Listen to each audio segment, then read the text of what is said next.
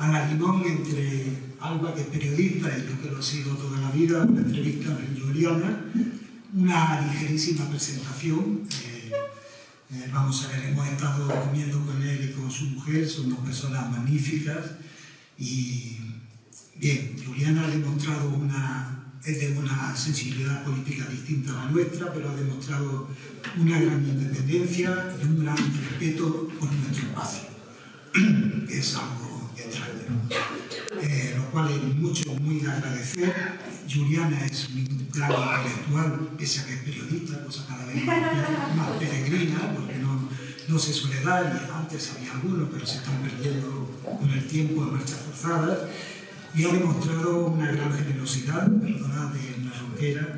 Se ha desplazado hasta Granada gratis et amore, y como he dicho antes, aunque no es de nuestro espacio político, ha cumplido, como decía Saavedra Fajardo, yo repito bastante, como la amistad. Decía Saavedra Fajardo que la amistad es como la sangre que aguda la herida sin que nadie la llame, o con la venido grato. O sea que hay que agradecerse. Y eso que le hemos dado un poco, le hemos dado un poquito. Bien, dicho eso, voy a leer brevemente el currículo, porque lo sé. Trabajó si me equivoco, me corrige aquí. Trabajó él es catalán, como sabéis y notaréis por el al final. Trabajó en Televisión Española del 83 al 87, si no recuerdo mal. Después estuvo... ¿Qué me dice? Nada. Después me ha quitado el hilo. Después de Televisión Española estuviste en El País, ¿no? 3 o 4 años.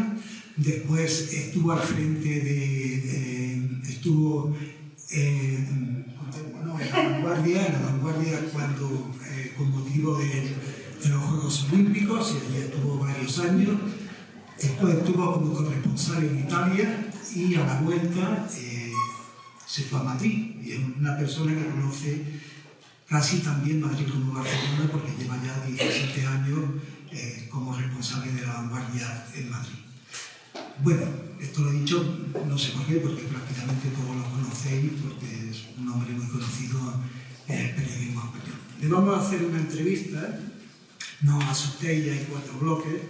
El primer bloque es de medios de comunicación, el segundo es de municipalismo, el tercero es de calidad democrática, y el cuarto es sobre el futuro de la izquierda. Pero como él es un hombre pausado y responde con conocimiento y extensión, aunque hay varios bloques y muchas preguntas, estoy seguro que algunas no las vamos a saltar porque va a responder sobre la marcha, y entonces yo espero que esto dure como mucho 1 hora, 1 hora y cuarto, y después abrimos para que podáis preguntar lo que queráis. ¿De acuerdo? ¿Bien? ¿Estamos aquí? Vale. ¿Arranco yo? Vale. Bueno, yo, Enrique, sabéis que me he dedicado a esto mucho tiempo. Recuerdo que hasta primeros de los años 90, excepto algún pequeño grupo, como podría ser Corpisa, de la antigua editorial, no Corpisa, el de la Edita, de la antigua editorial católica, que tenía 4 periódicos, y la prensa del movimiento, que tenía bastantes periódicos en provincia. Los periódicos solían tener una propiedad familiar. Por ejemplo, yo recuerdo de Los Reina en Valencia, en Aragón también era propiedad familiar, y en muchos otros sitios. Eso era una característica de los medios hasta prácticamente los 90, o sea, no se había producido una gran concentración de medios, no estaban concentrados, no existían los monstruos actuales, y por otra parte, por ejemplo, en Ideal, que es donde yo estaba en los 90, los ingresos por publicidad eran prácticamente los mismos que por ventas números. Eso ha cambiado y ahora mismo hay, entonces los anunciantes eran muy diversos, ahora son muy pocos y con mucho capital. Yo creo que esos dos factores han alterado muchísimo tanto la estructura de los medios como la función que están cumpliendo. No sé si la reflexión está bien hecha, ¿no están de acuerdo?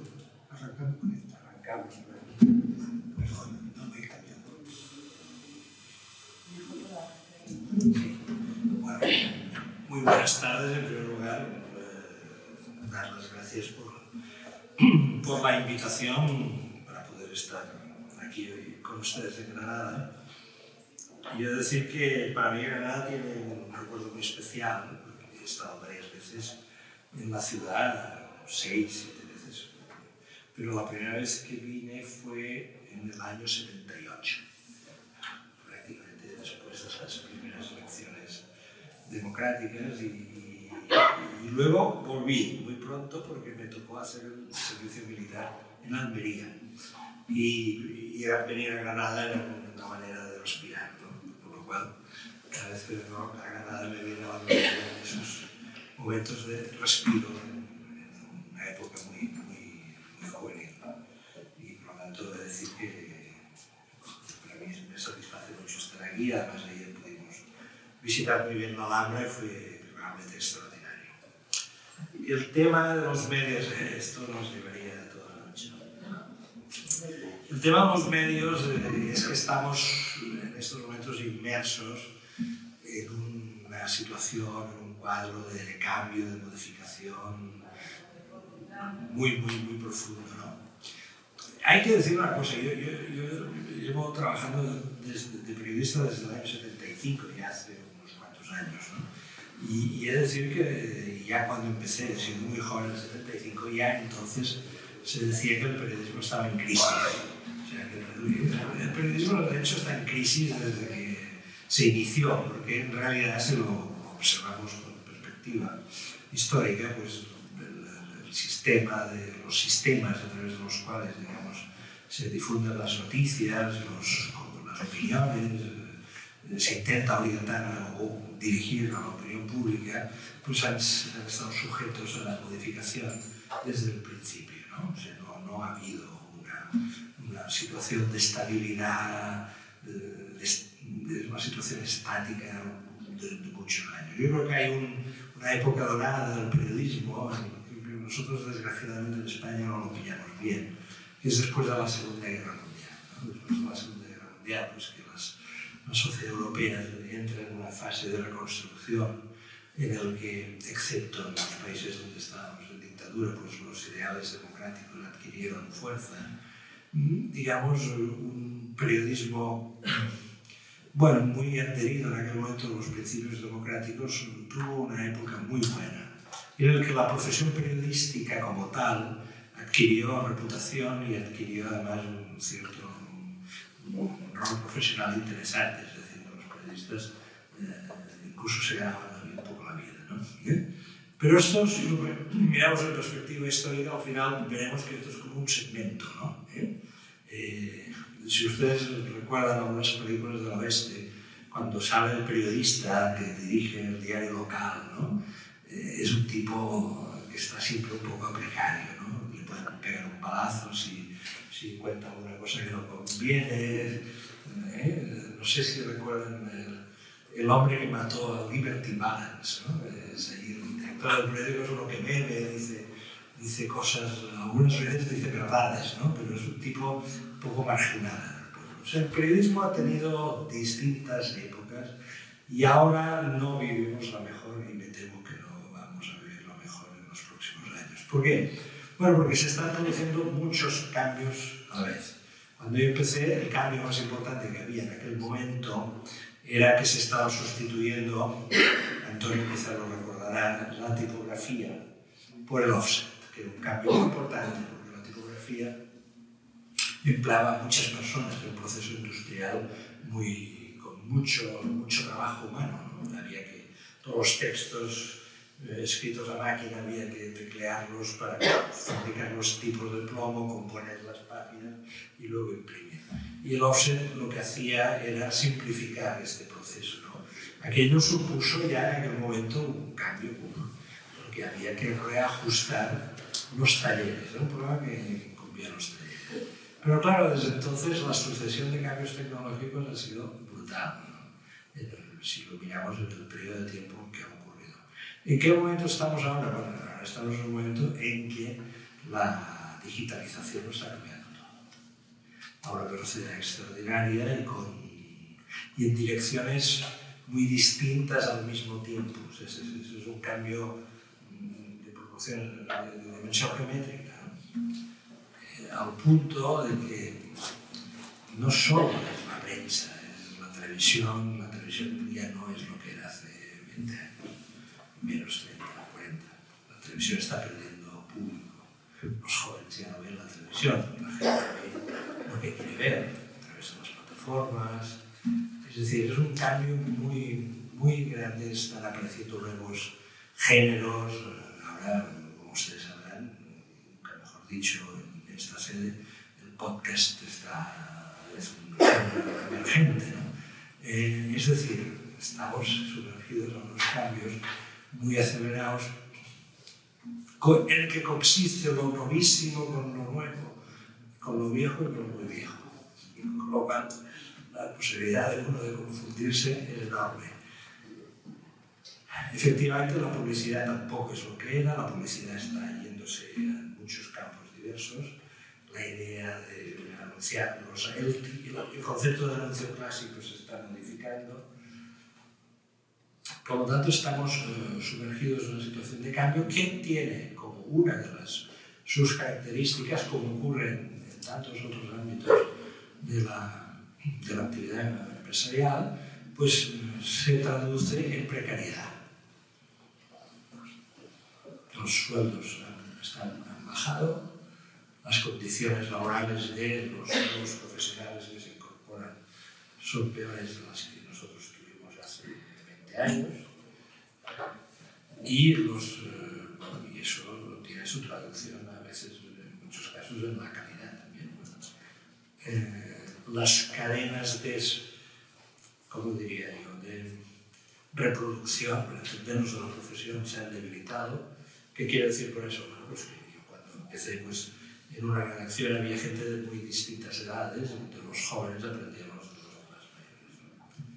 Entonces ahí tú te fijabas en este, en el otro, ibas haciéndote una composición y como ha habido muchas prejubilaciones, pues también ahí la generación más mayor se ha debilitado, es muy tiene poca presencia y por lo tanto esta función de maestría, ¿no?, que ha existido en las profesiones, que es muy importante, también se ha debilitado. Es decir, por simplificarlo, estamos en un contexto de una profesión que se está convirtiendo es más frágil en estos momentos.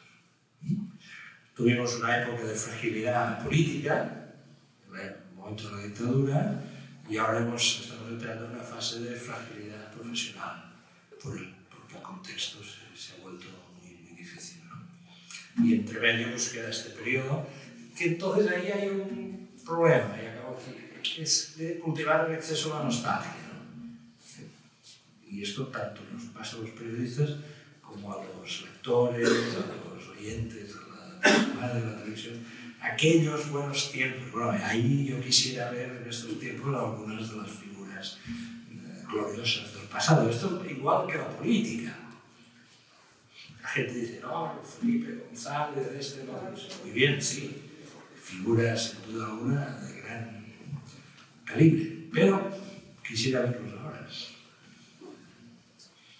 Porque la transición fue muy complicada, es verdad. Pero las líneas estaban marcadas. Había que consolidar la democracia, llegar a Europa y modernizar un poco el país. Las líneas estaban dibujadas, las líneas del tren se veían las vías. En estos momentos el problema es que la situación en términos democráticos es mejor que la de aquel momento, pero muchas veces la cuestión es de a dónde se va, ¿no? Es más difícil establecer el rumbo. Con lo cual, el cultivo de la nostalgia, por lo tanto, creo que deberíamos evitarlo.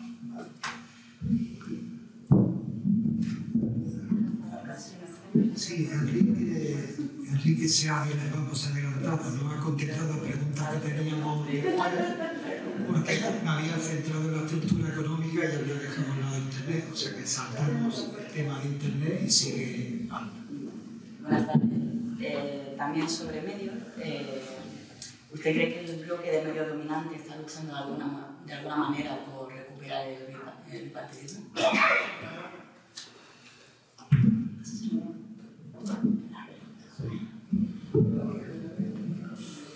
bloque de medios dominantes. Esto no sé por qué, pero me suena un podcast por el cual se habla bastante. Vamos a ver, el sistema político español ha sufrido algunas modificaciones estos años que yo creo que son importantes. Yo cuando hoy se lo comentaba a una periodista de Granada hoy, que hemos hecho una entrevista telefónica, yo decía, los que afirman que la llamada nueva política ha fracasado no dicen la verdad. La nueva política no ha arrasado lo que podríamos llamar la vieja política. Yo sobre estos conceptos, es decir, que tengo algunas reservas sobre la conveniencia de usar estos términos, pero bueno, ya que se han usado, vamos a utilizarlos de referencia. Es decir, no, los viejos partidos, los partidos clásicos siguen en pie y con fuerza.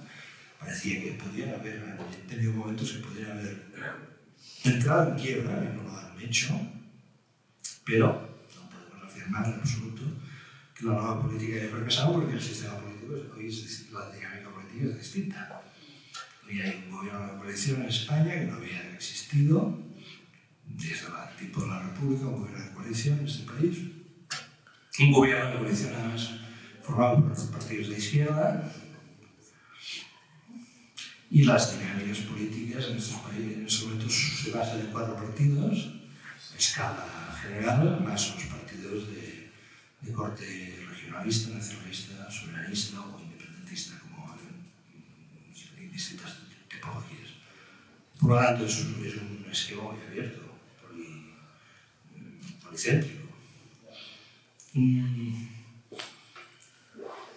Evidentemente que determinados sectores, podríamos decir, los sectores económicos dominantes vivían más tranquilos con la esquema de 2 partidos, claro que sí, evidentemente. Que la entrada en escena de otros actores que representan intereses sociales expresados de una manera distinta provoca inquietud, sí. Que se ha intentado sofocar esto también es rigurosamente cierto. Ahora, yo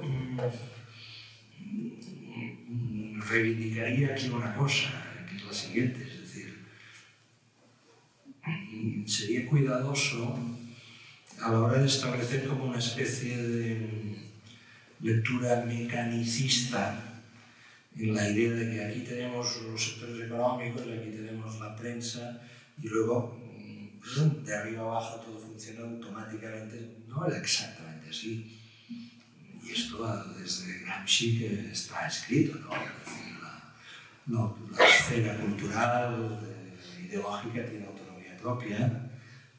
La profesión periodística, por ejemplo, es una profesión que mayoritariamente respira más por el lado izquierdo que por el derecho, en términos históricos, porque la profesión periodística actual es en buena medida todavía hoy, pese a las dificultades que mencioné antes, es hija en términos culturales, en términos ideológicos, es hija de la transición. Por lo tanto, yo iría con una cierta esta idea de que todo el sistema mediático está en complot contra las fuerzas, digamos, que intentan hacer cambios más profundos en la sociedad, pues la comparto a medias. Complot lo hay, complotistas lo hay. No todos están en el complot, ni todos son complotistas. Hay de todo.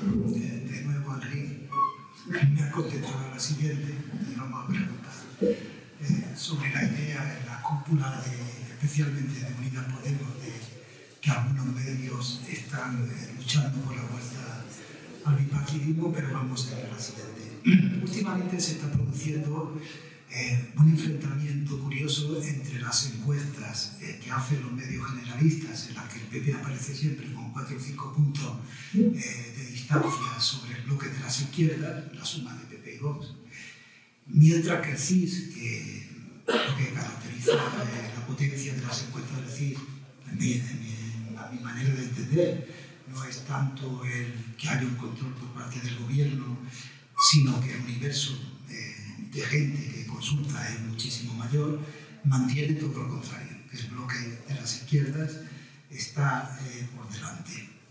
Un poco cortito.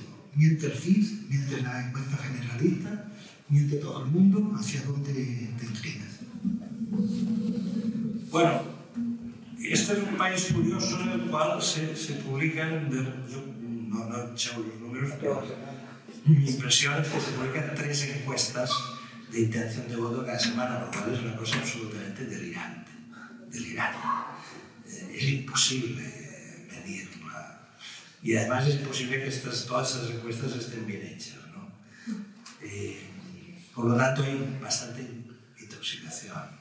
Efectivamente, las encuestas tienen, aunque aquí también se exagera, tienen cierto, lo que se llama un carácter performativo, es decir, que si la encuesta dice tal cosa, tiende a crear un clima de predisposición a creer de que las cosas van en aquella dirección. Y por lo tanto, se alimentan pues, de encuestas cuyo objetivo es crear una óptica, ¿no? Una perspectiva, ¿no? Un dibujo. Esto va hacia allá.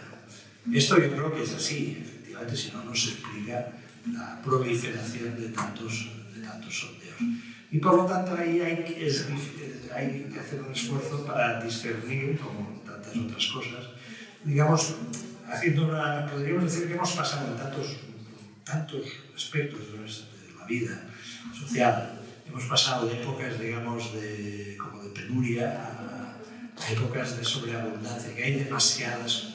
Antes había poca información, a veces, en ocasiones, lo que hay ahora es como demasiada información y es muy difícil discernir la buena de la averiada. Este es uno de los problemas actuales, ¿no? Y en el campo de las encuestas creo que es uno de ellos. Mi impresión, a ver, ¿yo qué hago? Yo os voy a decir cuál es mi método, ¿no?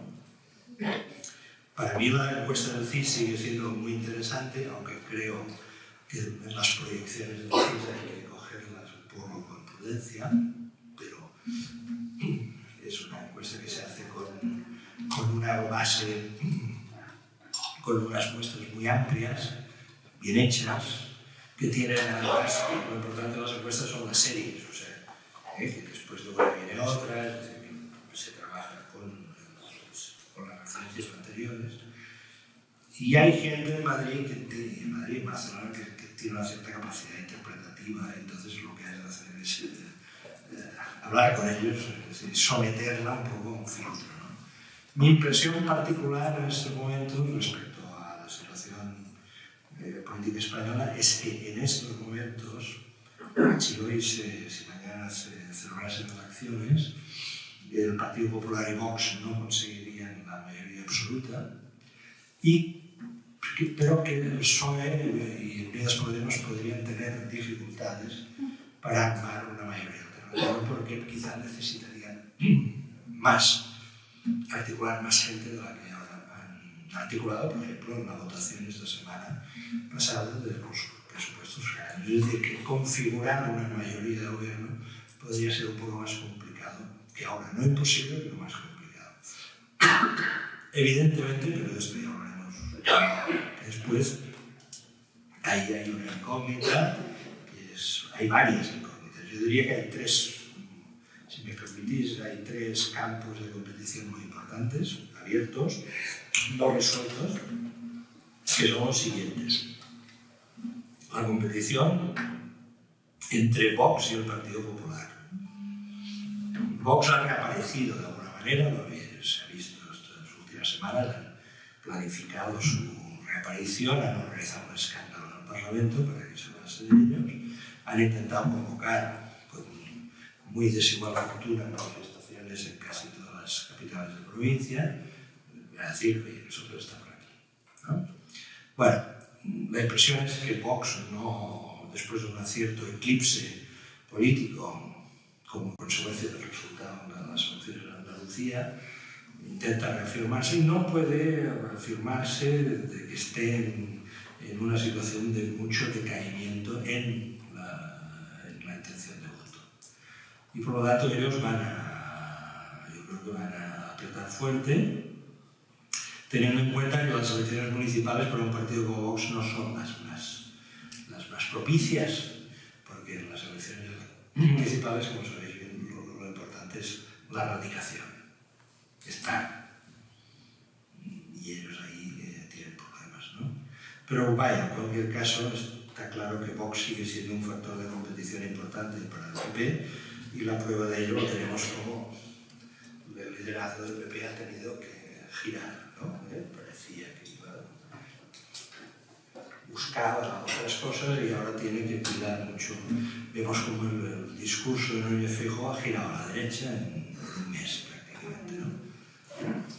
Alguien dirá, no, es que siempre ha estado a la derecha. Bueno, sí, pero la colocación de los acentos en gramática sigue siendo importante, ¿no? Las palabras, aunque tengan las mismas letras, según donde están los acentos, a veces quieren decir una cosa u otra.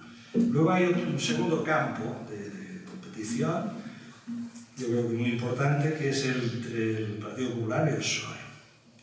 Por lo que se viene a denominar el voto centrista. Yo no sé si todavía esta expresión expresa bien, yo diría un voto de clases medias tradicionales, gente ya de una cierta edad, que vivieron la transición o que tienen recuerdo político de la transición y que, bueno, sí, su corazón quizás está un poco más cerca del Partido Socialista, pero de Felipe González, de una cierta idea de lo que fue la política española, y que algunas de los giros o flexiones del Partido Socialista en los últimos tiempos no le han acabado de convencer, y que ante un Partido Popular un poco menos gritón, con tonos más, podrían llegar a atraerle, ¿no? En los primeros meses, primavera-verano, Núñez Feijóo, cuando dice yo no vengo aquí a insultar, ¿no? Bueno, en verano, el CIS, leyéndolo bien, lo que venía a decir es que Núñez Feijóo se llevaba como 500.000 de votos del PSOE, ¿no?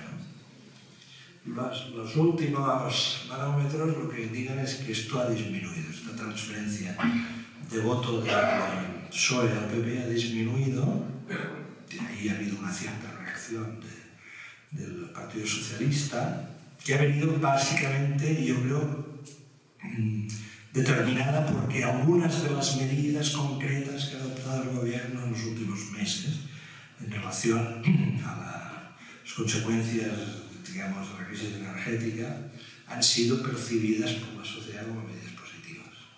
Y por lo tanto, mucha gente ha tenido la sensación de que el gobierno se estaba ocupando de la situación. Y eso ha tenido su expresión, ¿no?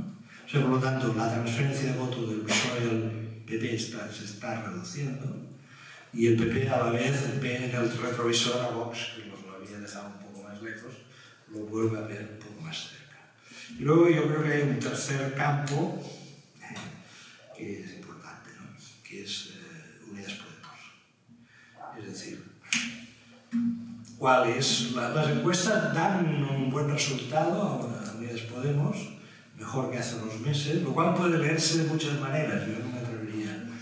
Puede leerse, pues, de que efectivamente la gente como valora, ha mejorado la valoración del gobierno, esa valoración del gobierno incumbe también a Unidas Podemos. Puede leerse como un cierto aprecio del liderazgo o el liderazgo potencial de Yolanda Díaz. No olvidemos que Yolanda Díaz en este momento sigue siendo la persona del gobierno mejor puntuada por las encuestas, pero el caso es que la intención de voto a Unidas Podemos se mantiene, no ha habido una caída, pero en estos momentos pues, no es un secreto para nadie pues, que hay desavenencias sobre cómo se debe articular este espacio político y bueno, vamos a ver cómo se resuelven, cómo se desarrolla esta discusión, en el supuesto de que estas desavenencias cristalizasen en algún tipo de fragmentación. Bueno, esto tendría repercusiones sobre el resultado electoral por una razón ya conocida, ¿no? Es que el sistema electoral español no no beneficia a la fragmentación, la penaliza, ¿no? Es decir, no es lo mismo ser el tercer partido en la provincia de Granada que ser el cuarto. Ya está dicho todo, ¿no? Es decir, los dos primeros se quedan tal, si eres el tercero tienes posibilidades, si pasas a ser el cuarto pierdes el escaño. Esto en muchas provincias sería así. Y en la lucha por el tercer puesto será una lucha dura, porque insisto en lo que os señalaba antes, Vox no ha muerto. Vox ha tenido un cierto parón después del mal resultado andaluz, de una pésima campaña en Andalucía, pésima. Bueno, un poco de fantasmeo de la candidata de Andalucía, haciendo ver o amagando con que iba a crear un grupo político propio, cosa que no ha ocurrido, porque esto de crear un partido político es una cosa que, en fin, requiere mucho esfuerzo y dinero. Por lo tanto, eso no ha ocurrido, y al momento que eso no ha ocurrido, esa figura evidentemente se desvanece. Y además también ha habido un cierto eclipse mediático, es decir, ha habido como en puertas del verano la apuesta por Feijóo era muy fuerte, Madrid se palpaba, entonces esto era en detrimento también de Vox, ¿no? Yo creo que esto en estos momentos está cambiando, ¿no? Por lo tanto, Vox, insisto, imaginaos en un Vox que esté en el 14-15%, si por el lado izquierdo hubiese fractura, es regalar el tercer puesto en casi todas las provincias. Y eso tiene una consecuencia en el resultado. Bueno, estos son números, no son opiniones. Esto es la aritmética, es la ley d'Or. Esto va así, funciona así, por lo tanto, yo lo dejo aquí porque no tengo más elementos de juicio. Pero bueno, os he dicho, hay tres campos, ¿no? Si tuviésemos que desmenuzar la situación, hay tres territorios, sobre todo tres ámbitos en los que la situación está en presente interrogante, pues que es estos PP-Vox, PSOE-PP o PP-PSOE y el porvenir de Unidas Podemos Sumar.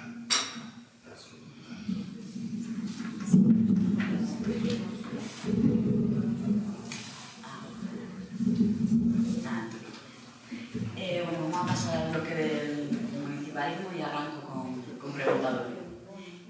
Se ha vivido y conoce cerca tanto Madrid como Barcelona, ciudades donde ha habido y actualmente hay gobierno del cambio. ¿Cree que sus programas ya se han agotado? Y por otra parte, ¿cuál sería el nuevo horizonte programático de los partidos a la izquierda del PSOE?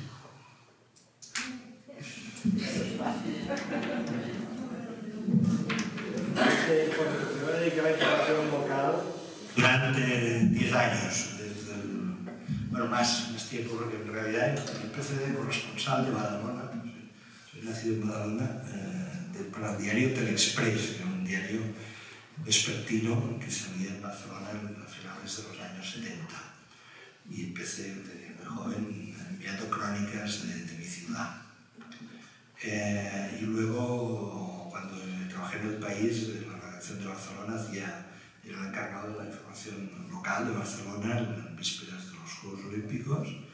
Y cuando fui a trabajar a La Vanguardia en el 91, empecé como redactor jefe de información local, ya en puertas de los Juegos Olímpicos, y estuve haciendo información local hasta el año 97. Me he tragado un montón de plenos municipales en Barcelona, más los plenos municipales que ya llevaba a cuestas de Badalona, ¿no?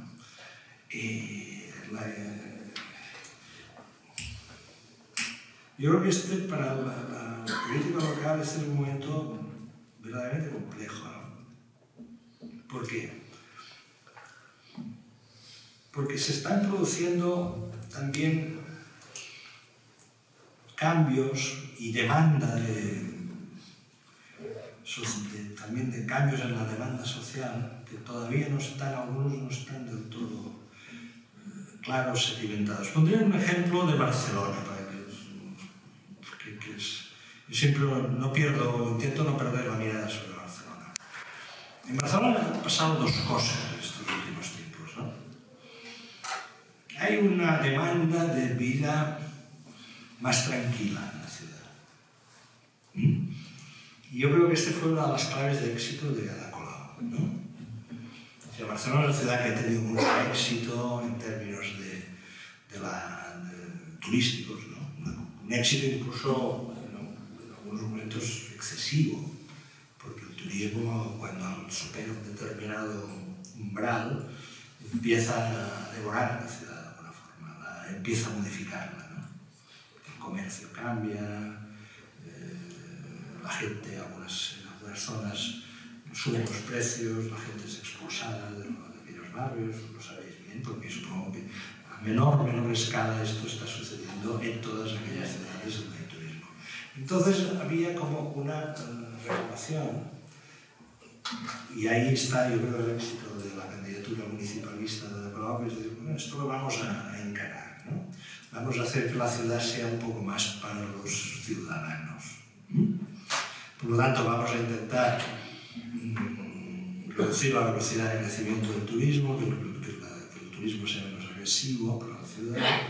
Vamos a intentar modificar los sistemas de transporte, o sea, que el coche pierda peso, que la vida cotidiana resulte más fácil. Eso que en París, esta alcaldesa que hay, fijaos, la alcaldesa de París, con un gran éxito electoral, cuando se presenta a las elecciones a la presidencia de la República, obtienen casi el 2% de los votos. Nos da también una idea de que una cosa es triunfar en París y otra es triunfar en Francia, ¿no? Pero bueno, cierro paréntesis. Lo que en París dicen los 12 minutos, es decir, que a 12 minutos de tu casa tú puedas hacer las cosas más importantes del día. Eso está bien. Yo creo que eso, pues, si se preguntase a la gente, la mayoría estaría de acuerdo con esto.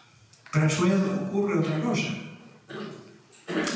que es que con la epidemia, aquellas ciudades que más dependen del turismo o que más su economía ha crecido gracias al turismo, y ahí sitúo el caso de Barcelona, pero podríamos situar, por ejemplo, quizá Granada también de ahí. Durante la epidemia, esas ciudades vieron pasar sus funerales por la calle.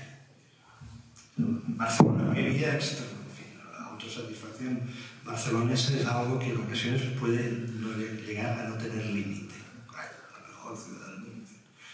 Bueno, pues llega un día que se paraliza todo, y cuando digo todo, quiero decir todo, porque la gente, todos estábamos recluidos en casa, y entonces la gente se da cuenta de que lo que sustenta la ciudad en aquel momento está muerto, está absolutamente paralizado. El centro de Barcelona se convirtió en algo, aparte de los días que todos estábamos encerrados, entonces todo el país era fantasmagórico. Pero cuando empezó a recuperarse un poco la actividad, Barcelona estaba muy apagada, porque los turistas no podían venir, porque había todavía restricciones para el tráfico internacional, etcétera, etcétera. Y entonces empieza un latido distinto en la ciudad. Oye, cuidado, que podemos perder el pulso. Que esto no, que si nos dormimos, o sea, que esto se puede venir abajo, ¿no? Y entonces surge, y esto en Barcelona está ocurriendo, no, aquí hay que ir, hay que tener un gobierno local más favorable a la inversión económica, de búsqueda de inversiones extranjeras. Oye, esto los coches sí, pero no. Yo creo que son estas dos pulsiones que ahora se cruzan, y si me preguntáis en Barcelona dónde se cruzarán, no lo sé. Veo al Partido Socialista de Barcelona ubicándose un poco en el cruce de estas dos corrientes. Bueno, nosotros somos los que vamos a mantener un poco de esto, pero también podemos un poco de lo otro. Yo creo que ellos en estos momentos se colocan ahí. Y eso me parece, y sitúo el tema de la epidemia porque me parece importante. No, o sea, la epidemia no es un paréntesis. La epidemia nos ha puesto ante una situación que no podíamos imaginar. Si os fijáis bien, en Madrid esto se solucionó de otra manera. Se solucionó sobre la base de un discurso muy epidérmico, muy oportunista, si queréis, que tuvo su momento de éxito. La cerveza, ¿no? Bueno, pero tenía algo que ver con eso, ¿no? Con el momento. Ahora, en Madrid veremos otras cosas. Yo creo que en Madrid ahora ocurren otras cosas, ¿no? Madrid ahora está empezando a reflexionar sobre los servicios públicos, cosa que no ocurría quizá con mucha intensidad hace 2 años, ¿no? Por lo tanto, yo creo que estas próximas elecciones municipales, mi impresión es que no hay un patrón único para todo el país, ¿no? Lo diré de otra manera. Estas elecciones municipales no las veo enmarcadas, como ha ocurrido otras veces, en un ciclo de lo que se viene, los sociólogos llaman ciclos de cambio político, es decir, cuando late la inminencia del cambio político y que entonces en el momento dado que la gente va a votar, ya vota en esa dirección de cambio.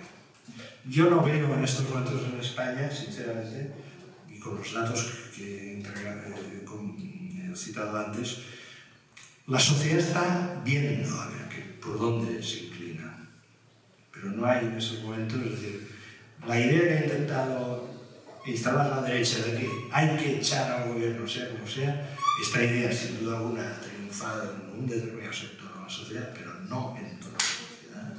Por lo tanto, creo que estas elecciones no están caracterizadas por una pulsión de que haya una única corriente, que habrá diversas corrientes, y que por lo tanto los factores locales, o sea, los elementos locales de cada ciudad, de cada pueblo serán muy importantes. O sea, en Barcelona se votará en función de lo que está en juego allí, en Granada se votará en función y que por lo tanto las características, la personalidad de los candidatos, la configuración de las listas será importante, y etcétera, etcétera. O sea, no son unas elecciones de carácter plebiscitario estas que vienen, las municipales. Son unas elecciones en las que en cada pueblo, en cada ciudad se votará en función de lo que hay, en función de la discusión local. Esta es mi impresión. Bueno, te sigue adelantando. Yo tenía aquí una cuestión, pero bueno, esto te lo hago como una preguntita, una pregunta de cuestión menor, o para que me conteste, por favor, rápido. Tradicionalmente ha podido cambiar un poco con la aparición de los jóvenes partidos, pero tradicionalmente quien ganaba, o se decía que quien ganaba las municipales ganaba las generales cuando venían detrás. ¿Tu impresión ahora mismo es que esto puede suceder? ¿O se va a responder a la tradición o ya ha cambiado esto? A ver, yo igual estoy muy equivocado, O sea, si el día a principios de junio no podemos volver a hablar. Igual en mayo hay aquí, ¿no? A mí me da la impresión de que no vamos a ver las municipales, no las autonómicas y otras. Las municipales no, o sea, va a ser... Y entre las municipales hay una cosa que en España cuenta mucho, es decir, lo he dicho antes, el arraigo y la radicación, los dos partidos. ¿Por qué los dos partidos han aguantado lo que han aguantado? El PSOE, a Sánchez casi literalmente estuvieron a punto de tirarlo por la ventana a María Ferraz en septiembre de 2016. Aquella dirigente sevillana, ¿quién la autoridad superior? Bueno, superar eso no es fácil. Y el PP, lo que ha pasado, gente a la cárcel y luego manifestaciones en la calle Génova pidiendo que el grupo de gente salga también volando en helicóptero de la calle Génova, ¿no? Bueno, ¿por qué han aguantado? Porque tenía una estructura. Y sobre todo una estructura local que llega a toda España. En cada pueblo de España hay una sede del PP y otra del PSOE. Y el PP y el PSOE están en las diputaciones provinciales, todas. En unos mandan unos, en otros mandan los otros, ¿no? Esto. Entonces, los resultados, PP-PSOE, en primer lugar, o sea, ahora hacer un cómputo, ¿no? El PSOE, las municipales no se le dan mal, porque tiene esa implantación, no se le dan mal. Por lo tanto, yo no veo un vuelco en estas municipales. Si se produjese, entonces ahí habría una señal, pero no está. Las autonómicas, son 12 autonomías las que van a votar, puesto que se ha votado en Castilla y León. Bueno, como cada uno tiene normas distintas en los estatutos, Madrid repite elecciones, pero Castilla y León no. Creo que si no me dieron las cuentas, son 12 los que van a votar. Bueno, ahí habrá algunas pruebas interesantes a las que yo concedería importancia para lo que tú preguntas, es decir, hacia dónde van las corrientes, ¿no? Creo que hay que prestar mucha atención al resultado en Valencia, en la Comunidad Valenciana. Porque pienso que la Comunidad Valenciana, en buena medida, es donde el centro-izquierda ha hecho un mejor promedio.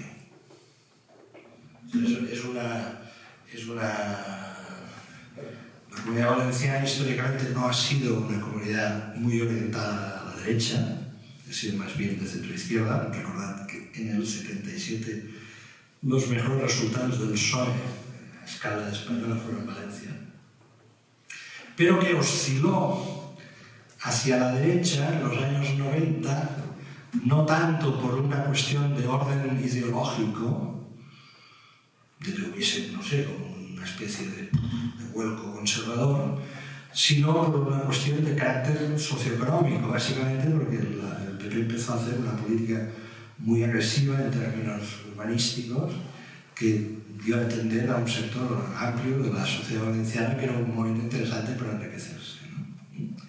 Y que eso tiene una espiral de crecimiento muy fuerte y hay un momento que se derrumba con la crisis, ¿no? Entonces, y en cambio Valencia ha tenido un gobierno estos años de centro-izquierda estable. Pienso que van a las elecciones autonómicas con buenos candidatos, cada uno de los partidos coaligados, y por lo tanto el resultado de Valencia yo creo que sí que dará una cierta pista interesante. Si la izquierda pierde Valencia, mal dato para las generales. Madrid es distinto. Yo creo que en Madrid lo que habrá que ver realmente es si el fenómeno de la cerveza es un fenómeno, si la espuma sigue arriba o ha empezado a bajar. Esto yo creo que es lo que veremos ahora.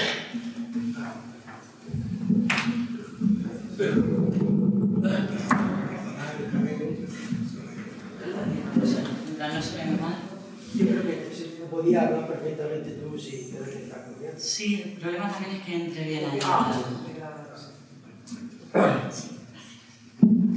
Y bueno, volvemos a cambiar de bloque, vamos a calidad democrática. Que bueno, la calidad democrática está directamente ligada a la justicia. Bajo su punto de vista, ¿la justicia española es independiente, imparcial y homologable al resto de países de la Unión Europea?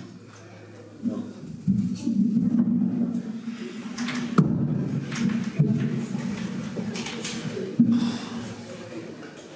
Bueno, yo creo que la justicia española tiene un sesgo conservador más acentuado que, no me atrevo a decir que todos los demás países europeos, porque no los conozco bien, pero yo diría que la mayoría o menos de los países europeos que nos son más próximos. Y ello se debe, bueno, básicamente por razones de carácter histórico, porque venimos a la situación histórica de la que este país vino y porque no se ha producido, posiblemente, así como en otros ámbitos, ha habido un mayor, quizá algo más de renovación de la extracción social de los jueces, digamos, en España, pues el sesgo conservador sigue siendo fuerte, no solo ello en términos y que los mecanismos de administración, de gobierno, de administración de justicia son realmente complejos. Es un territorio de batalla político muy intenso, como hoy está perfectamente a la vista, pero no de hoy, ya desde el primer momento, ¿no? Las peleas sobre la manera como se elige el órgano de gobierno, el Consejo General del Poder Judicial, se inició ya en los años 80. ¿no? El PSOE es lo que introduce el concepto de decir, no, pues que sea el Parlamento, ¿no? que de alguna manera el órgano de gobierno de la carrera judicial que no de los jueces, porque aquí la expresión mata un poco el sentido. O sea, el Consejo General del Poder Judicial no le dice al juez de Cádiz qué sentencia de aplicar. Lo que gobierna es el funcionamiento de la carrera, que es algo muy importante. Bueno, entonces el PSOE en su momento dijo, no, pues este órgano de gobierno ha de ser un reflejo del Parlamento, porque es la mejor manera para que sea un reflejo de la pluralidad del país, ¿no? Y ahí ya hubo un enfrentamiento muy fuerte, cuando en algún momento, no sé, de excitación, pues Alfonso Guerra dijo aquello de Montesquieu ha muerto, ¿no? Entonces, esto todavía se recuerda hoy en Madrid. Bueno, quiero decir, esta es una pelea que viene de lejos, es una pelea que está en el centro del sistema político. Creo que a medida que el sistema democrático se ha ido estabilizando, pues efectivamente, pues esto no solo pasa en nuestro país, pues las decisiones judiciales pues, cada vez tienen mayor peso.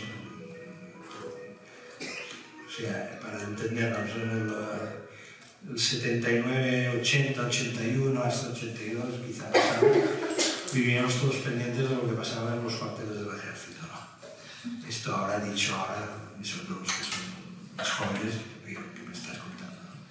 Bueno, pues en estos momentos es como si los jueces están hoy en el centro de la cuestión, ¿no? Y bueno, creo que por parte de la izquierda ha habido una cierta pereza también, diría, es decir, no sé si ha animado a los estudiantes a hacer la carrera judicial. Si me contestas con un sí o un no, nos quitamos esta encima. ¿Un juez como García Castellón estaría en Francia o en Alemania todavía ejerciendo? Pues no te puedo responder porque no conozco suficientemente los sistemas judiciales de otros países. Quizá del que tengo mayor noticia es el italiano. Bueno, en Italia el sistema es distinto al nuestro, es más autónomo, más independiente.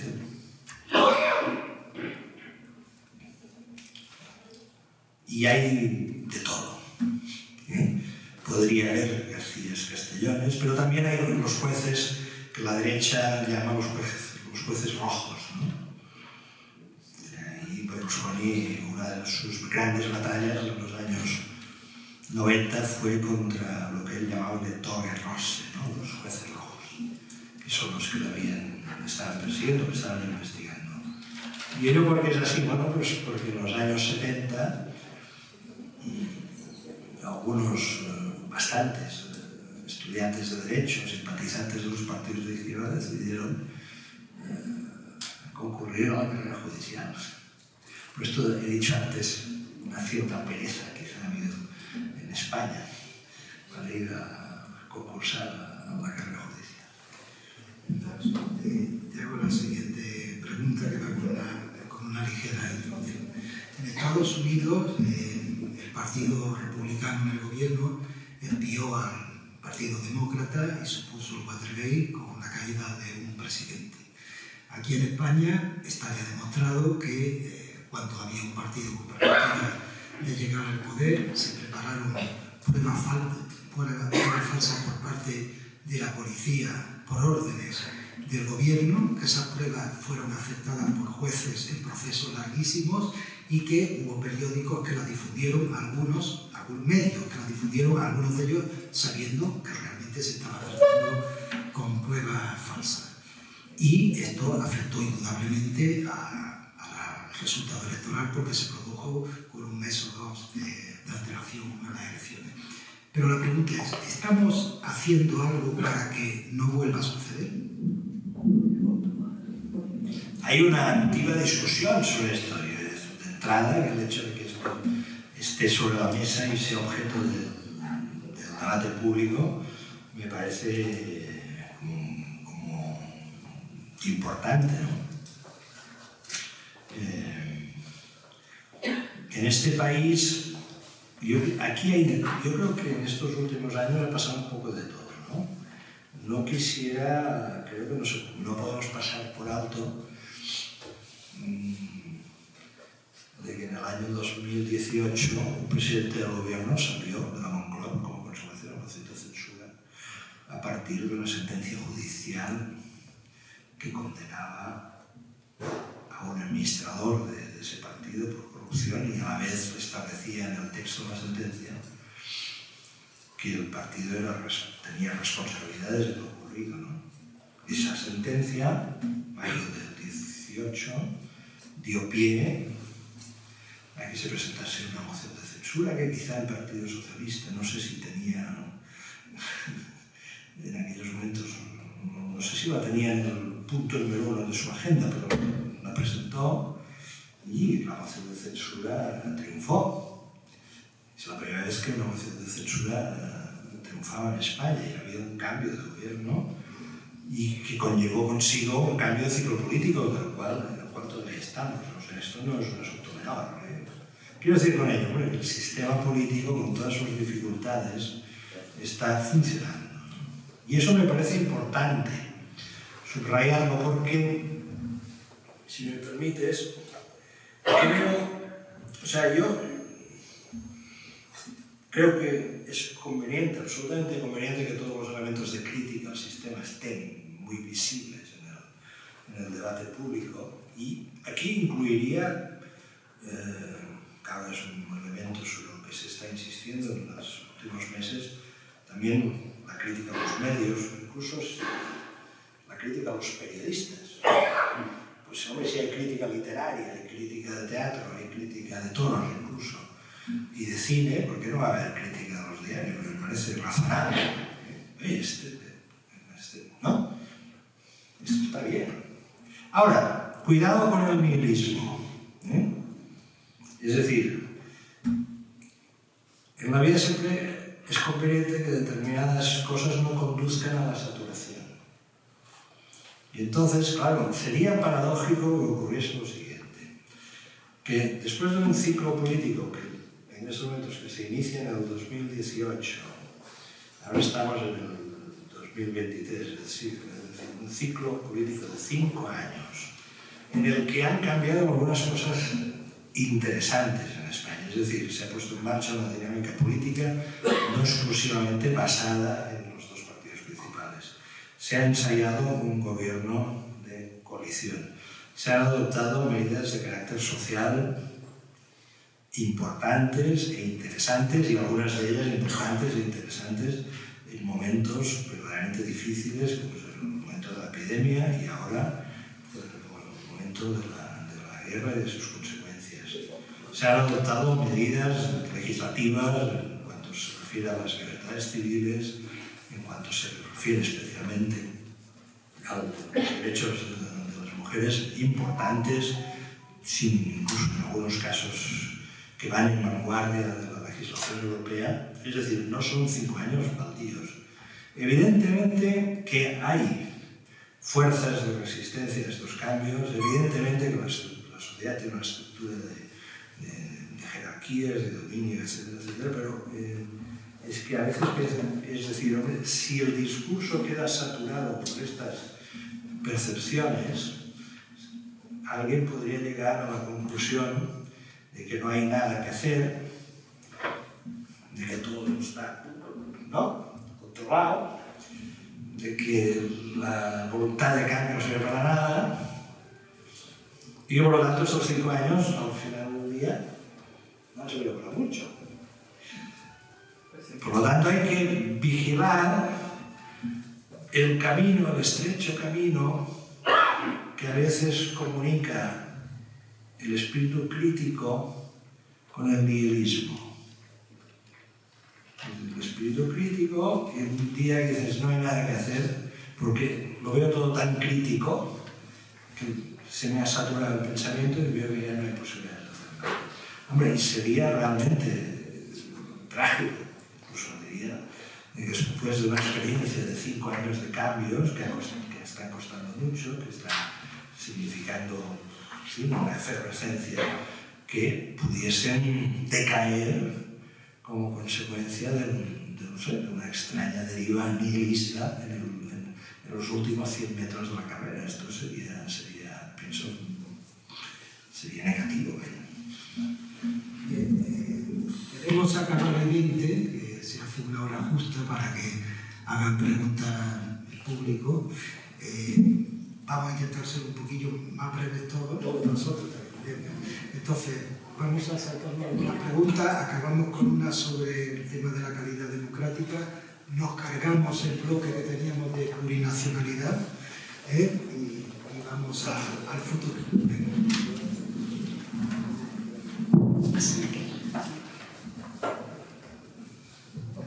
Vale, pues como dice Antonio, con esta pregunta acabamos el bloque de calidad democrática y vamos con la ley del solo sí es sí, la ley trans. Para usted, ¿cuál sería la ecuación correcta? ¿Se destruye a la ministra de turno para impedir la aprobación de la ley o su revocación o reforma? ¿O se usa la oposición a la ley para destruir al ocupante del cargo político? ¿O ambas? ¿Con cuál se quedaría? Pues yo creo que un poco las dos cosas, ¿no? Es decir, hay un problema, que es la aplicación, el problema está ahí. O sea, en estos momentos hay lecturas distintas de cómo se debe aplicar la ley. Y además esto está en manos, ha quedado en manos de los instrumentos del Tribunal Supremo. Y vamos a ver qué es lo que establece el Tribunal Supremo. A mí me llama mucho la atención que sobre esta ley ni el anterior ministro de Justicia, el señor Campo, ni el actual titular de Justicia, la señora Llop, se hayan querido pronunciar. Campo porque en estos momentos desempeña un papel importante en la Audiencia Nacional, es juez de la Audiencia Nacional, y la ministra Llop porque ha dicho es que esta ley se aprobó cuando yo todavía, en el Consejo de Ministros, cuando yo todavía no era ministra. Bueno, un argumento me parece un poco peregrino. La ley fue elevada al Consejo de Ministros por los Ministerios de Igualdad y Justicia. Por lo tanto, me sería como sensato de que el Ministerio de Igualdad hubiese dado a conocer su opinión al respecto, ¿no?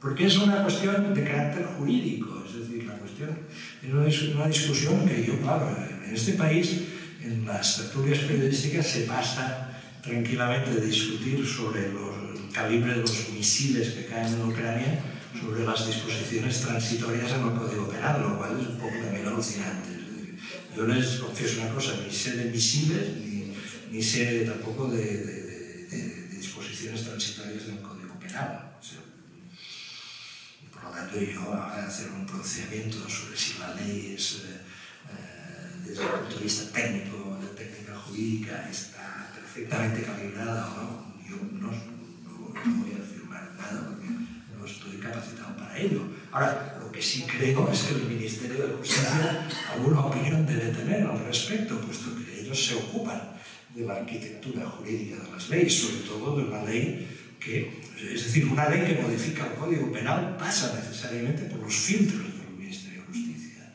Y que no conozcamos la opinión del Ministerio de Justicia me parece un poco fuerte. Y ahora lo único que yo veo es que, bueno, vamos a ver qué establece el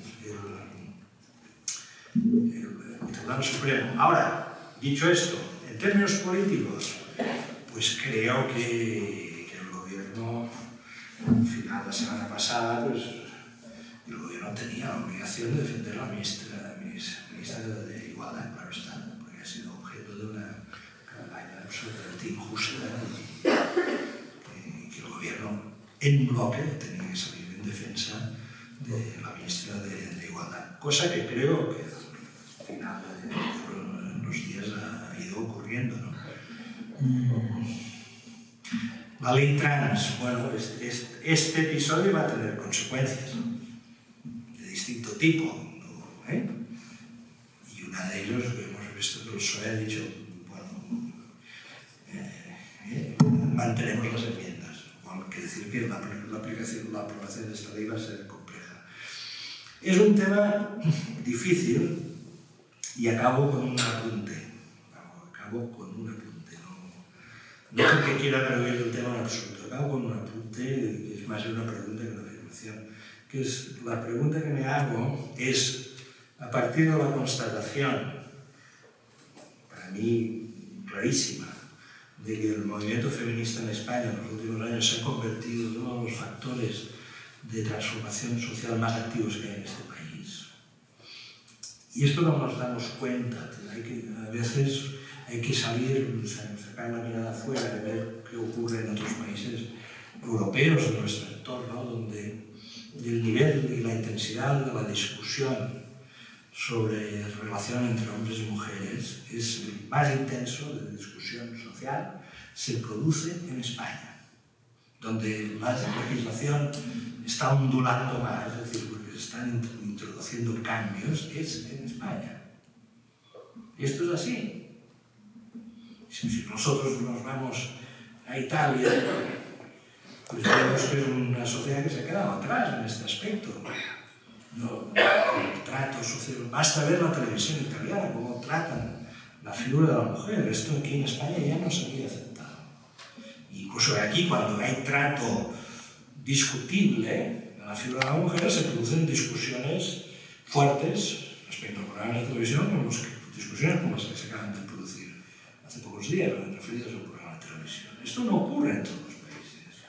Tengo una hija mía que vive en Suiza que nos dice que allí es una sociedad, nos dice ella, una sociedad suiza, todo en su sitio, todo. Dice, bueno, esto es una sociedad mucho más machista que España. ¿Quién nos lo iba a decir, no? O sea, ha habido muchos cambios. Ahora, veo, la pregunta que me hago, si no se estarán conduciendo las cosas a que exista un cierto riesgo de saturación. Es decir, que la sociedad en su conjunto, la sociedad la conforma muchísima gente. Y los cambios avanzan realmente cuando es mucha gente la que asimila los cambios. No solo los primeros, el primer destacamento social los impulsa, sino que los que vienen detrás los van asimilando como algo conveniente, como algo normal, como algo que ya forma parte del sentido común, eso que llaman ahora el sentido común de la época, ¿no? Por lo tanto, yo ahí sobre los ritmos de la agenda feminista me gustaría un día tener una discusión tranquila. Bien, nos saltamos el bloque de plurinacionalidad. Claro, si hay que hablar de Cataluña, va a hablar de Cataluña. No, porque ya si la gente quiere que lo introduzca el tema, que si no nos va a dar tiempo, tenemos unos 15 minutos, vamos a abrir preguntas y nos quedan. Vamos a hablar del futuro de las izquierdas, que de alguna manera es el futuro del país. Una pregunta que tiene que ver más con la intuición que con otra cosa. ¿Cree que al final estas tensiones que parece, que todos creemos que existen, entre Yolanda Díaz y la cúpula de Podemos, se va a arreglar? ¿Cree que se van a ir juntas o que puede ocurrir un fiasco parecido al que ocurrió en las elecciones andaluzas y se le va a poner alfombra roja a los derechos para que lleguen a la Moncloa? No el deseo, sino el sí. No lo sé, porque la izquierda tiene un pesimismo congénito, ¿no? Sobre todo cuando tiene discusión, o sea, a veces le falta pragmatismo, no sé. Yo solo observo lo siguiente, he puesto antes, he citado lo que le pasó al PSOE.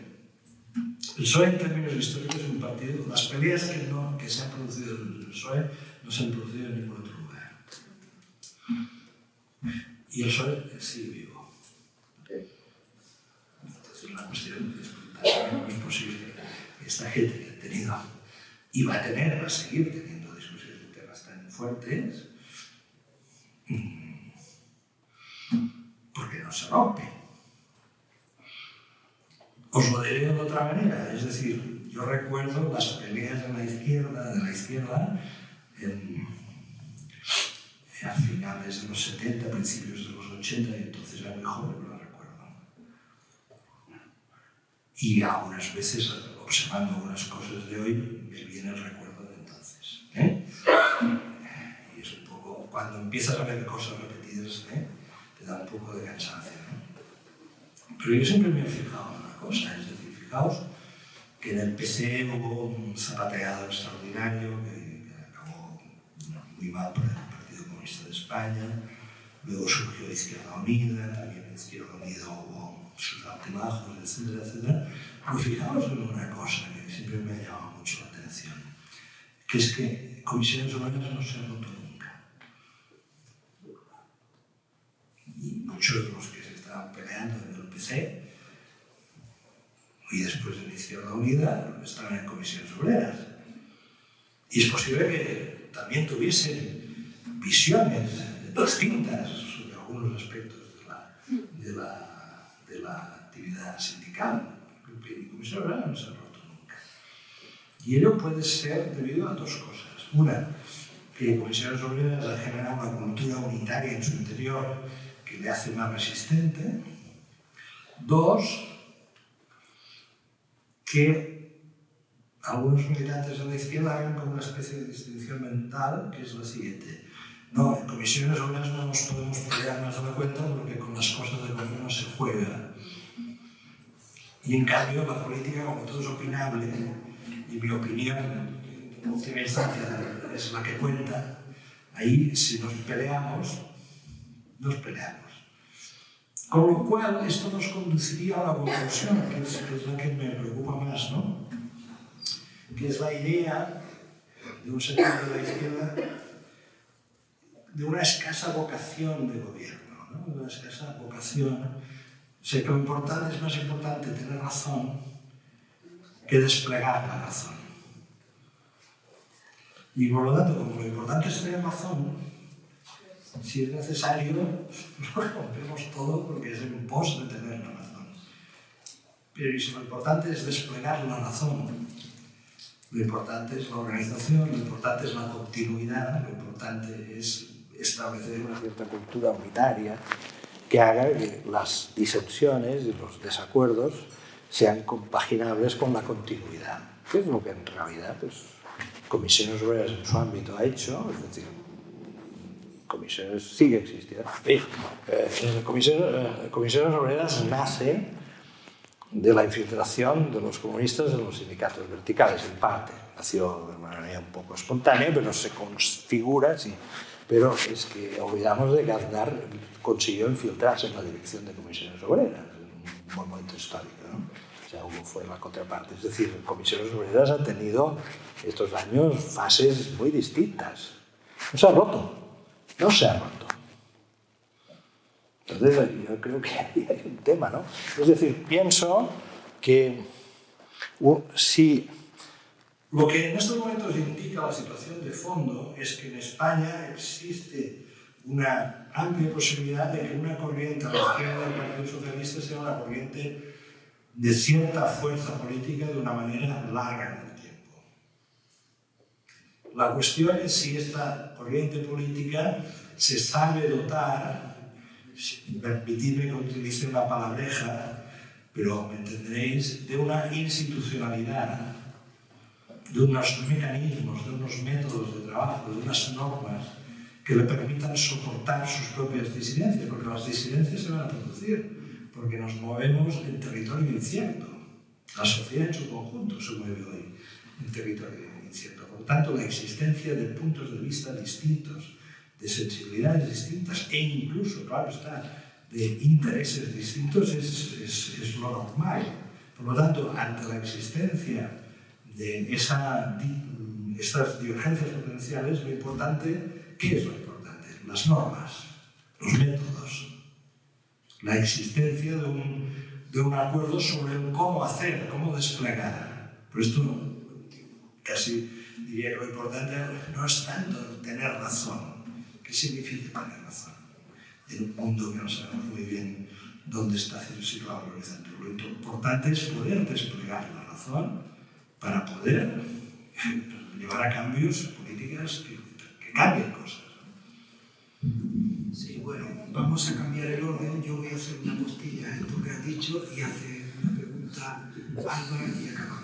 que como esto enlaza con la última, llevan matando a Unidas Podemos y a Podemos especialmente desde el día de su nacimiento. Sin embargo, siempre acaba superando las expectativas de las encuestas, por lo menos hasta ahora.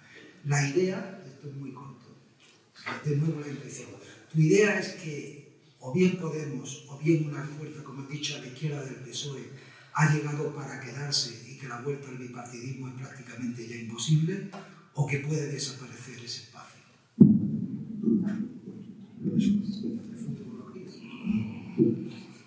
Si las cosas se hacen mal, pues las cosas acaban mal.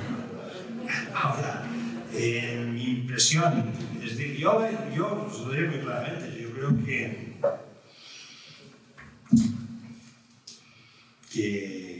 la idea de que Unidas Podemos, o en fin, lo que representa Unidas Podemos, debe hacer un cierto reset, por decirlo también en términos que se utilizan ahora, pues me parece razonable. Ahora, también os digo una cosa, es decir, en política tampoco es necesario estar reinventándolo todo desde cero cada 4 años. Es decir, hay cosas que funcionan, otras que medio funcionan y otras que no funcionan. Las que no funcionan hay que corregirlas, las que medio funcionan hay que mejorarlas y las que funcionan hay que mantenerlas. Yo me parece que este es el tema, ¿no? Entonces yo creo que una puesta al día de lo que significa Unidas Podemos pues, es interesante, pero también entiendo que haya un sector de la militancia, incluso de votantes de Podemos, que digan, es que no lo vamos a echar todo por la ventana. En Italia, acabo aquí, lo prometo, en Italia hay un dicho popular, ¿no? Que dice non dobbiamo gettare il bambino con l'acqua sporca. Es decir, no podemos, cuidado con tirar el agua sucia, porque que no, el niño no salga, también no salga por la ventana con el agua sucia, ¿no? Es decir, hay cosas que hay que renovar, pero cuidemos al bambino, o la bambina en este caso, ¿no? Es decir, pienso que la combinación de continuidad y renovación es siempre la ecuación. Pues cierra una pregunta y abrimos ya a la pregunta.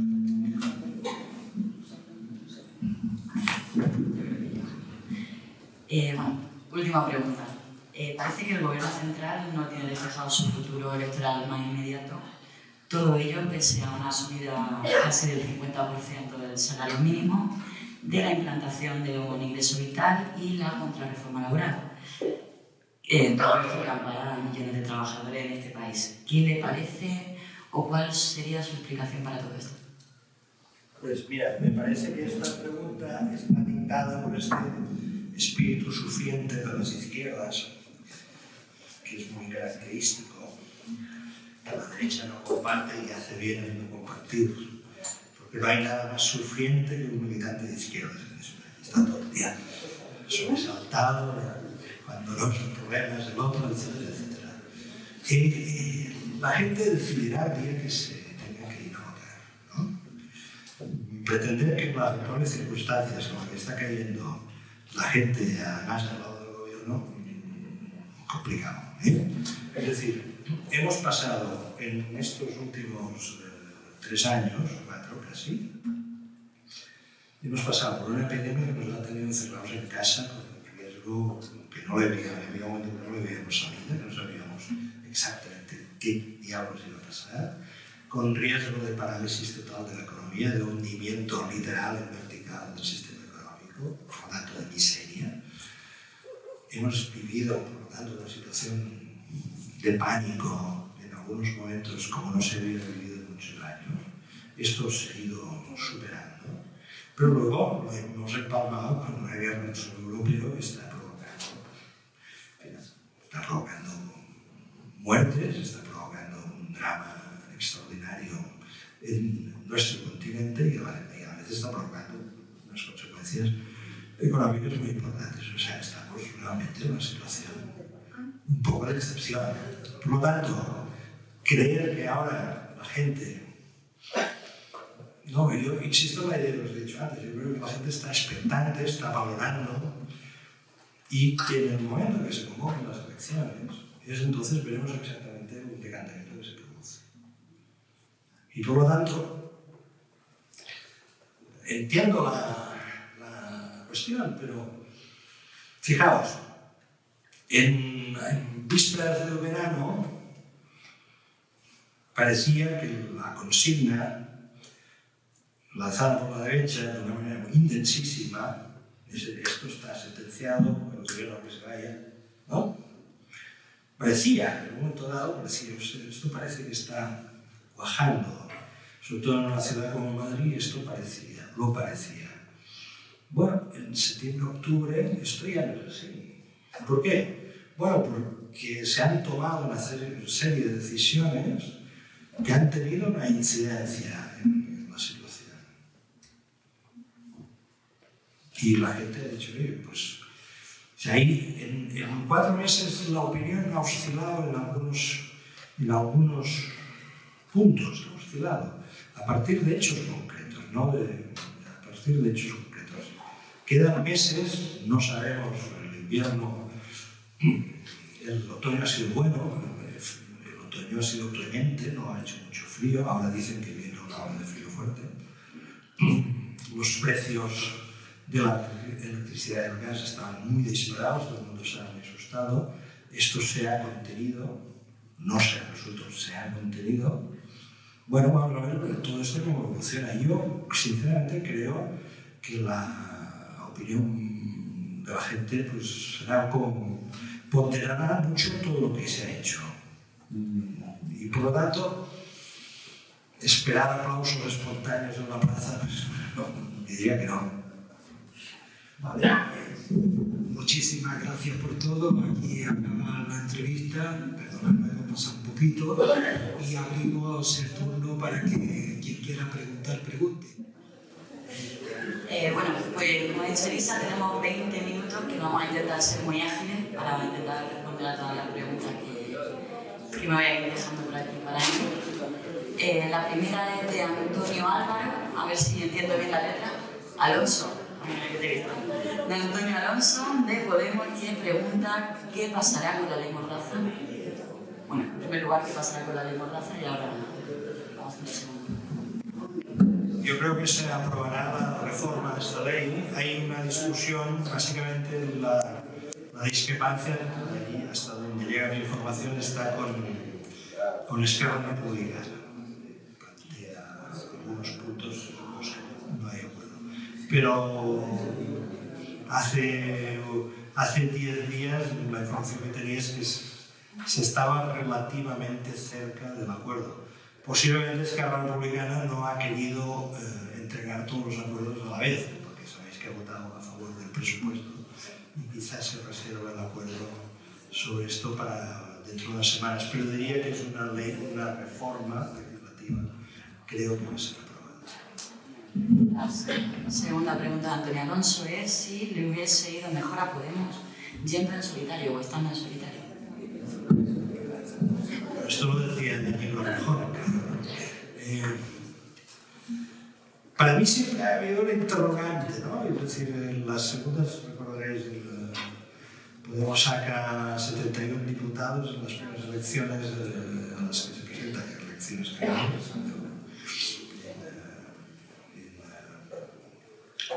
En diciembre de 2015 y en junio la repetición electoral con la Izquierda Unida retrocede, ¿no? Respecto a los resultados de diciembre y no se produce el sorpaso que se había, que las encuestas incluso pronosticaban, ¿no? Y ahí hay una pregunta, es decir, exactamente qué pasó, ¿no? Bueno, yo creo que ahí pasaron básicamente quizá dos cosas, ¿no? Una que tiene que ver una con la otra, ¿no? Que había mucha gente que votó a Unidas Podemos para darle un susto al sistema, ¿no? Y que una vez le habían dado un susto, pues dice, bueno, ya le da uno, pues dos quizá. Y luego que el PSOE tenía una capacidad de resistencia superior a la estimada, ¿no? Es decir, que cuando también un determinado sector, el electorado de izquierda, vio la posibilidad de que el PSOE quedase en posición declinante, porque si era superado, entraba en barrera, ¿no? Y no se quiso dar ese paso, ¿no? En política, generalmente, pues no siempre 1 y 1 suman 2, ni 2 y 2 suman 4, ¿no? Depende de los momentos.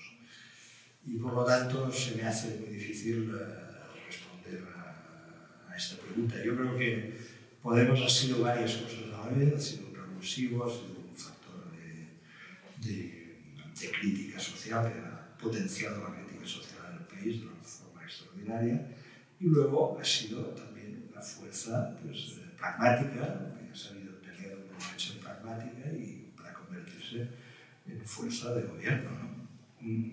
Bueno, y ahora pues no sé, yo creo que en el fondo del fondo, la cuestión que está latente es exactamente qué es lo que se quiere hacer en los próximos años, ¿no? Si se quiere volver a seguir siendo fuerza de gobierno, parece que existen posibilidades para ello, o se quiere cambiar el guión y pasar a ser otra cosa, ¿no? O sea, esto ya depende de ustedes, ¿no? O sea, de los militantes de Podemos. Pienso que, bueno,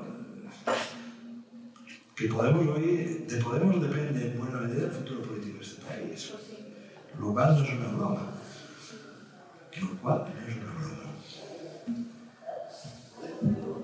No tenemos más preguntas por escrito, pero seguro que a mano alzada... ¿Tenemos? Parece que no sé si hay que si no la hago de palabra. Juan Pérez Unquide, independiente, pregunta si puede tener algún efecto demostrativo el constitucionalismo andaluz para la cuestión de Cataluña. Bueno, la cuestión de Cataluña, de la que no hemos hablado, y no es que yo me haya alargado en algunas respuestas para evitar Cataluña, porque a estas alturas no es un tema que me incomode en absoluto, ¿no? La cuestión de Cataluña en estos momentos está en un punto de cansancio, básicamente, ¿no? Es decir, en Cataluña sería ahora muy largo de explicar, y creo que no nos queda tiempo ni es el momento, pero en la crisis política catalana pues, han confluido muchos factores, algunos de los cuales eran específicamente de la sociedad catalana y otros que eran un reflejo en Cataluña de la situación de crisis general, de contestación, etcétera, etcétera, ¿no?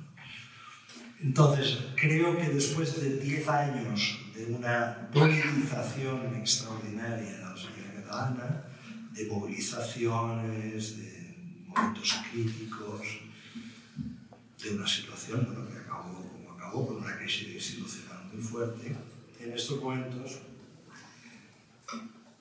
es como un momento de reflujo, ¿no? En el que en estos momentos la mayoría social se inclina por dar más prioridad a la gobernación, a la gestión y a esperar a ver qué pasa. Yo afirmaría lo siguiente, algunas veces en Madrid lo he dicho, porque en Madrid muchas veces se tiene la percepción de que si el volcán no ruge, es que el volcán ha desaparecido, ¿no? Yo os digo, cuidado, porque la crisis catalana puede reaparecer dentro de unos años, depende de cómo se produzcan las cosas, ¿no? Pienso que el gobierno actual ha tomado algunas decisiones bien orientadas, en mi opinión. Creo que los indultos han tenido un efecto positivo, porque han rebajado la tensión, han ayudado a reducir la inflación y posiblemente los cambios legislativos que se preparan ahora también contribuirán a ello. Y ello es positivo, yo creo que es realmente positivo. Está ocurriendo una cosa importante, pero no solo para Cataluña, sino para todo el país, que es la siguiente. Es llegar a un momento político que en este país, en España, estemos hablando de si la sanidad pública está bien dotada o está mal dotada, si hay los suficientes médicos en los sistemas de atención primaria o no hay suficientes médicos en los sistemas de atención primaria, si la ciudad de Granada se ha de orientar hacia una política más hacia la construcción de más chalets en su periferia o menos, o si hay que prestar más atención al medio ambiente o menos al medio ambiente. Es decir, cómo hay que afrontar estos próximos años la política de la energía, cómo hay que llevarla a cabo. Estos son los temas. Y yo creo que además la sociedad lo sabe. Y ante ello hay otro plano posible, que es estar discutiendo todo el día sobre si España se rompe, si Cataluña se ve independiente. Haber rebajado la información de Cataluña ayuda a que la discusión se centre más en estos otros asuntos. Por lo tanto, yo creo que esto es positivo. Eso no anula la cuestión catalana. La cuestión catalana hay una parte muy importante de la sociedad catalana que tiene sentimientos nacionales muy fuertes y una parte de los que creen eso, sienten eso, y yo de alguna manera soy partícipe también de un sentimiento nacional catalán, pero yo no soy independentista, pero hay algunos que creen que la única manera de que esto se pueda, digamos, resolver es mediante la independencia. Bueno, este es un tema, es importante, pero estaremos de acuerdo que durante estos años, por parte de la derecha española, ha habido un interés clarísimo en convertir esto en un factor obsesivo de la vida española y que se llegó a la crisis de octubre de 2017 en Cataluña en parte porque se estuvo alimentando el incendio hasta que el incendio empezó a salirse de madre, ¿verdad? Bueno, pues que en estos momentos la situación esté más contenida es espacio que se libera para el debate público y para el debate social. Y estamos en ese momento, estamos precisamente en este momento. Yo creo sinceramente que en estos momentos en España hay un cierto cansancio de la España se rompe. Entre otras cosas porque España no se ha roto, ¿verdad? No se ha roto. Cuando se tuvieron que aprobar los indultos parecía que el PSOE se iba a romper. Se ha roto el PSOE, no. Por lo tanto, hay cansancio de eso.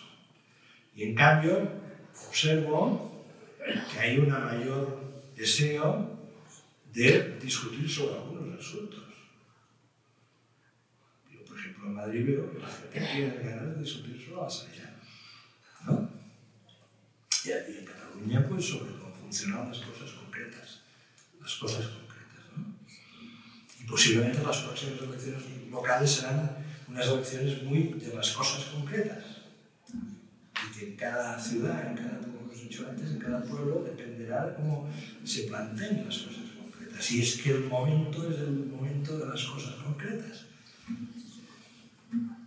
Quizás sea eso, quizás hoy hay una mayor comprensión social de que eso va por ahí, yo creo que la gente ha visto estos años, estos 3 últimos años, ha visto cómo de alguna manera vivimos en una sociedad frágil. Y por lo tanto hay como una toma de conciencia de la fragilidad del momento. Y por lo tanto una mayor preocupación sobre las cosas, sobre la gestión de las cosas. Y bueno, pienso que en este terreno, pues, quizás el clima político en España en las próximas elecciones puede ser algo distinto. La impresión que yo tengo es que en estos momentos, en general, el tema de Cataluña no ocupa el lugar obsesivo que ocupaba hace 2 años y que en buena medida ello es resultado de una política inteligente por parte del gobierno español. Vale, quedan 10 minutitos solamente para, no sé, ¿podéis levantar la mano cuántas personas tenéis? ¿No? Da tiempo. O sea, queda una. Sí. Yo tengo... perdón, hay más. Bueno, iba a seguir con esta, luego tú, pero como quieras. No. Sí, sin problema.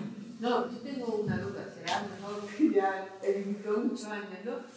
En la historia española no estaba el PC se divide en un montón de grupos terribles, después llegó Izquierda Unida, también hay otra bifurcación terrible, llega Podemos, llegan bifurcaciones de Podemos también. Entonces, ahora pues aparece Yolanda, que dice que, bueno, que no se va a basar en los partidos, sino que contando con los partidos, pero que va a ser algo como más amplio, ¿no? A mí me encantaría que fuera cierto, pero la experiencia que llevamos de muchos años es más bien de bifurcación que no de ¿cómo ve eso? Bueno, pues el expediente clínico no es preocupante. Imaginemos que Unidas Podemos llega a un hospital que funcione, ¿no? Entonces, ver antecedentes clínicos del paciente. Esto, el padre tuvo un accidente cardiovascular, la madre un ictus, esto habrá que tratarlo bien. Pero bueno, la medicina ha avanzado mucho. Puede ser que en estos momentos se sepa hacer un buen diagnóstico de la situación y se sepan adoptar las medidas preventivas adecuadas para que la evolución, digamos, clínica sea distinta y haya noticias más positivas. No lo descarto que ocurra.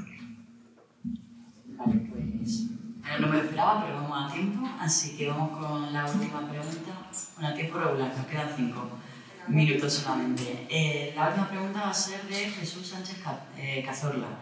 Y Jesús, me va a disculpar, pero voy a elegir una de tus 2 preguntas bajo mi criterio, porque es que la segunda casi que ha quedado contestada en la entrevista anterior y esta última pues creo que es interesante.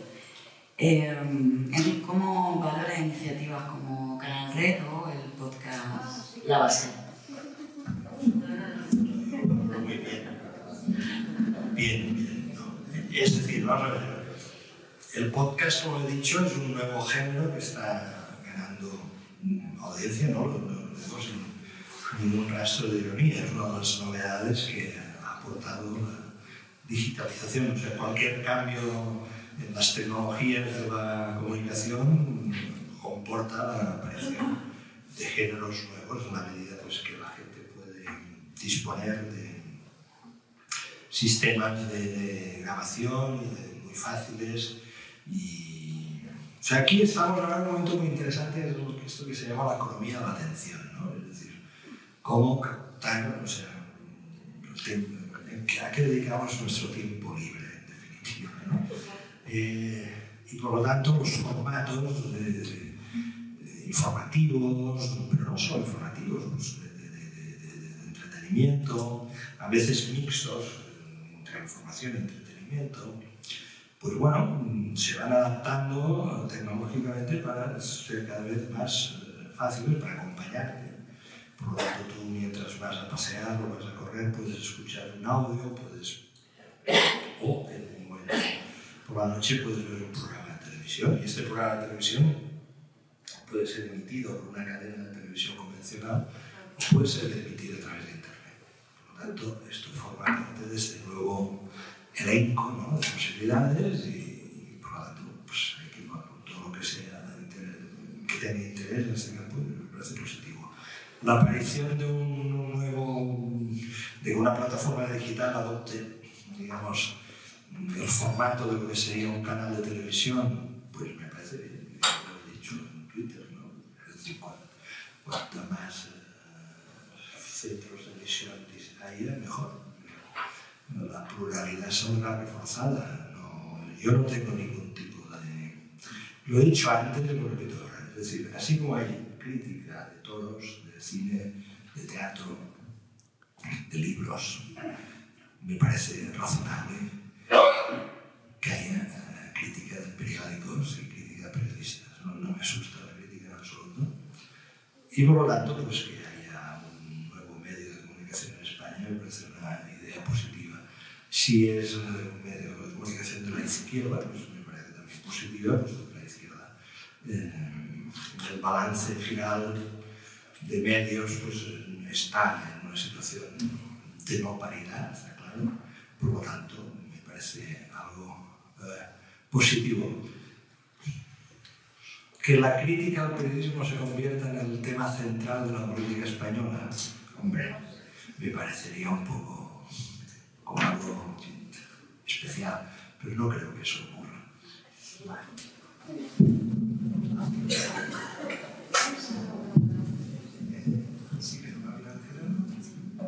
Pues, va a haber una lectura poética de Gerardo Rodríguez, es aquí. Sí.